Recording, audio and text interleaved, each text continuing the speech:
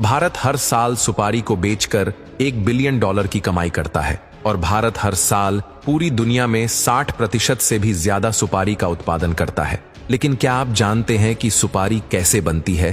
तो चलिए जानते हैं सुपारी बनने के पूरे प्रोसेस के बारे में। दोस्तों, भारत में सुपारी की खेती कर्नाटक, केरल, असम, मेघालय और तमिलनाडु जैसे शहरों के ठंडे इलाकों में की जाती है। बात करें सुपारी के बीज की तो ये कुछ इस तरह दिखाई देता है। ये वही सुपारी है जिसे आखिरी तक पेड़ से तोड़ा नहीं गया और इस सुपारी को मिट्टी के अंदर रख दिया जाता है, जिसके 15 दिनों के बाद मिट्टी के अंदर ये सुपारी कुछ इस तरह दिखने लगती है, जिसके 35 दिनों के बाद इसके बीज अंकुरित होने लगते हैं और बीज अंकुरित होने के 45 दिनों के बाद ये पौधे कुछ इस तरह दिखने लगते हैं। जानकारी के लिए बता दें कि ऐसे एक नहीं बल्कि कई सारे पौधे तैयार किए जाते हैं, जिसके बाद गड्ढा करके इन सारे पौधों की रोपाई की जाती है। इन पौधों की रोपाई करने के 6 महीनों के बाद ये पेड़ कुछ इस तरह दिखने लगते हैं। इसके बाद देखते ही देखते 5 से 6 सालों के अंदर ये पेड़ नारियल के पेड़ों की तरह लंबे हो जाते हैं। इसके बाद दिसंबर से फरवरी माह के बीच इनके पेड़ों में फल आना शुरू हो जाते हैं। बता दें कि इनके फल एक झुंड में होते हैं और जब इनके फल सही साइज में बड़े हो जाते हैं तब मई से जून महीने में सुपारी के फलों की हार्वेस्टिंग की जाती है, जिसके लिए वहां के वर्कर धारदार हथियार लेकर कुछ इस तरह पेड़ के ऊपर चढ़कर सुपारी के फल की टहनी को काटकर नीचे गिराते हैं। बता दें कि इतनी ऊंचाई पर चढ़ने के बाद पैर फिसलने पर इनकी जान भी जा सकती है। इसीलिए ये काम केवल वहां के ट्रेंड वर्कर्स ही करते हैं। इसलिए बहुत ध्यान से सुपारी के फलों की हार्वेस्टिंग की जाती है।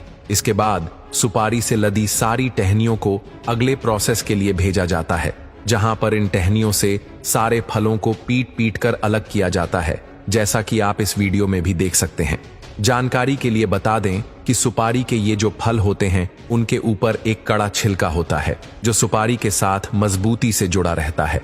इन सुपारियों को छिलकों से अलग करने के लिए इन सारे फलों को एक मशीन में डाला जाता है। यह मशीन सुपारी के ऊपर लगे छिलके को बेहद मुलायम कर देती है, जिसके बाद यहाँ के वर्कर सुपारी के ऊपर लगे मुलायम छिलके को कुछ इस तरह सुपारी से अलग कर देते हैं, जैसा कि आप इस वीडियो में भी देख सकते हैं।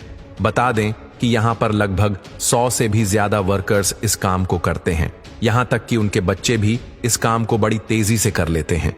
लेकिन अभी इन फलों से निकाली गई सुपारी का स्वाद बहुत ज्यादा कड़वा होता है। इसीलिए अब इन सुपारियों के कड़वेपन को दूर करने के लिए सारी सुपारियों को एक बड़े से भट्ठी में कत्थे के पानी में डाला जाता है। इसके बाद इन सारी सुपारियों को तवे की मदद से कत्थे के पानी के साथ मिक्स किया जाता है और यह प्रोसेस लगभग 30 मिनट तक चलता रहता है।